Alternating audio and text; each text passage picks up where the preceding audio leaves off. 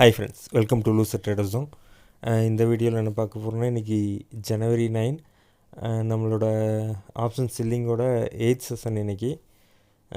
So 7th session.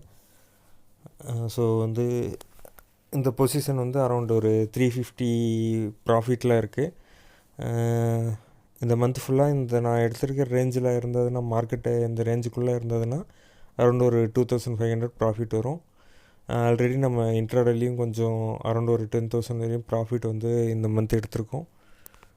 So இந்த மாதம் நம்ம டார்கெட் கிட்டத்தட்ட அச்சீவ் ஆனதால் ஸோ ட்ரேடையே க்ளோஸ் பண்ணிடலான்னு இருக்கேன்.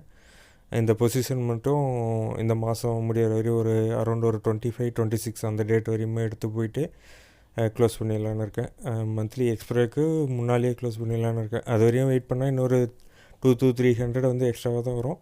இருந்தாலும் ஆப்போசிட்டாக போச்சுன்னா ரொம்ப ப்ராப்ளம் ஆகும். ஸோ அதனால் பார்ப்பேன், இன்னொரு 15 days ஹோல்ட் பண்ணலான்னு இருக்கேன். என்ன நடக்குதுன்னு தெரில. ஏன்னா இன்றைக்கே நான் ஒரு இடத்துல டவுன் ஆகும்போது பிஇ ஆப்ஷனை எஸ்எல் போட்டோன்னா டவுன் ஆகும்போது அந்த 100 பாயிண்ட் கேப்சர் பண்ணிடலாம் அப்படின்னு நினச்சேன். பட்டு இருந்தாலும் ஒரு பயத்தில் அப்படியே ஸ்டாப் ஆகிட்டேன். பார்ப்போம் ஃப்ரெண்ட்ஸ், என்ன நடக்குதுன்ட்டு ஃப்யூச்சரில். தேங்க்யூ.